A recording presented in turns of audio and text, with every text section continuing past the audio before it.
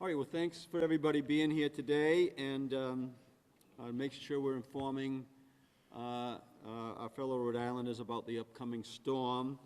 Joining me today, Director Mark Pappas, our EMA Director, DOT Director Peter Alviti, Housing Secretary Stephen Pryor, Brian Schuster of Rhode Island Energy, and Bill Girton from Pasco Utility District. So Rhode Island is fully prepared, as we have in the past a few years, for whatever comes our way. So right now it looks like we're having our first significant snowstorm of the season, and let's start with the latest forecast. We're expecting the heaviest snows and the most significant accumulation between 10 p.m. tonight and 4 a.m. tomorrow. The coast on the southern parts of the state are expected to get between 1 and 3 inches of snow. Central Rhode Island, 3 to 6 inches of snow, and northern Rhode Island will get about 6 to 9 inches, with potentially up to 10 in places like Belleville and Gloucester, and I'll have to take my snow rake out, I believe, in Cumberland. So, now, let's talk about how we've been gearing up for this storm. DOT is calling in their crews at about 4 p.m. today, pre-treating the roads, and also making sure that all the equipment is ready. We have over 425 plows available to us, and that's an increase in resources from previous winters. DOT is fully stocked with 65,000 tons of salt, and in a moment, Director Alviti will talk about some of the target areas like Washington Bridge, where we're putting additional resources in place. While the forecasts are not currently showing significant high winds across the state, which is good, we're still fully geared up to address any potential outages from Rhode Island Energy, added 65 external line crews on top of their 50 internal line crews to respond to outages. I want to personally thank Rhode Island Energy for their preparation and, as we mentioned before, putting key trucks and vehicles in key locations based on where we believe the snowfall is coming. So thank you for that. They're also bringing in 60 forestry management teams to help with downed trees, which we know contributes a great deal to our outages, both on our electric outages and also those families that rely on their electricity for their wells. Beginning yesterday, we've been in close contact with the municipal leaders and local emergency management agencies across the state to ensure communities have the necessary supports in place.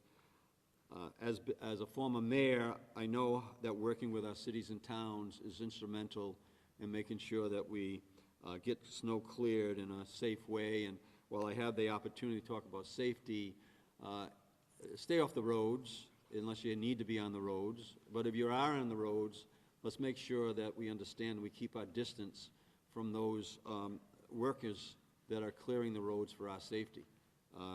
Plowing is not easy, and we need to make sure that we fully understand that to keep those who are working for us safe, but also the people who are traveling on the road safe as well.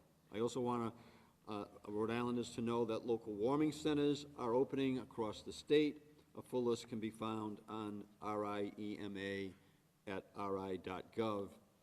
In addition to the warming centers, the Department of Housing, that's why we have Secretary Pryor here today, has coordinated overnight emergency pop-up shelters that will be open to Rhode Islanders need.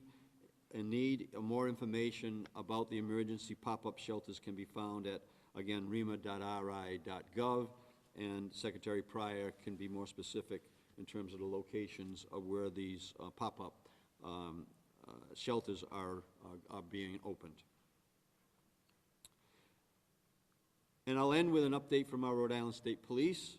They are fully staffed and extra troopers available to assist motorists, provide assistance on the roads, and wherever else they are needed throughout the duration of the storm.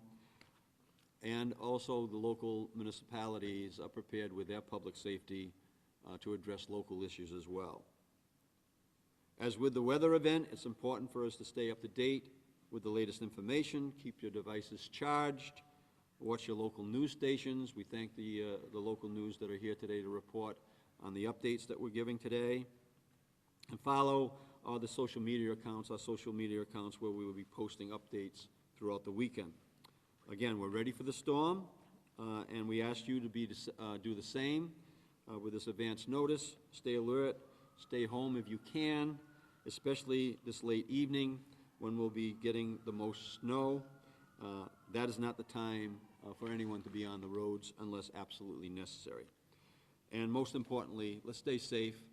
When the snow is settled and is cleared, what's most important is the safety of our fellow Rhode Islanders. With that, I'll turn it over to Director Albetti.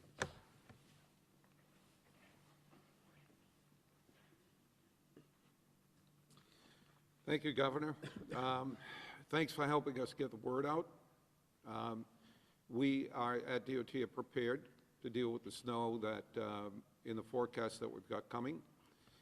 As the Governor said, we have ample resources that we have available to us in terms of number of snow plows, 28 brand new ones, thanks to the Governor this year, and altogether over 400 plows that will be on the road, not only plowing the snow, but before and after the storm, pre-treating the roadways, and after the storm, treating the roadways to keep the icing that we're anticipating from the colder temperatures after the storm.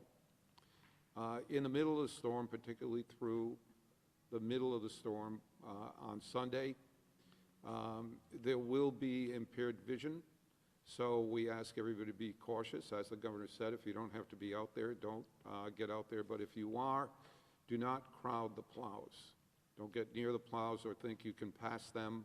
There's material, they're not just plowing snow that has a lot of force coming out of the ends of the plows, but also spreading de-icing compounds on the street. So please stay out of their way and give them room for us to be able to do the work. We expect to have, our mission is to have the snow cleared by Monday morning's commute. What I asked our maintenance crews and staff to do is make it look like summer on Monday morning, or at least that's the mission, right? In addition to the regular kinds of resources that we apply to storms like this, we have two areas that we're concentrating on specifically during this storm. One is the Washington Bridge area where we have a temporary bypass lane.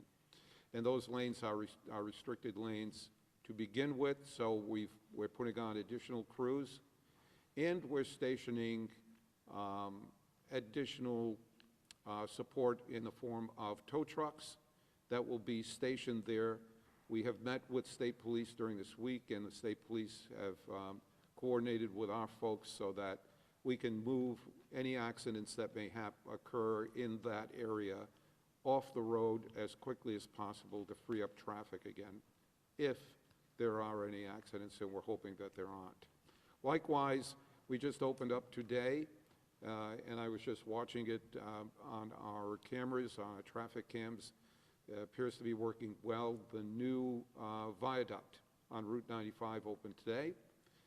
We also will have additional crews stationed there in order to make sure traffic continues to flow through there unimpeded, either by the snow or any accidents that may occur. So as I said, we're ready to go, and we'll have crews out there in a couple of hours, pre-treating the roads, getting them ready for the snow that's coming.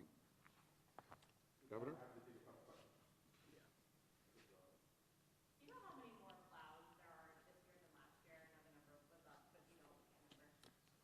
So we have a few more this year than last year. The biggest difference is 28 of them are brand new. So we rotated out some of the older trucks that we had, replaced them with very high-tech kind of vehicles.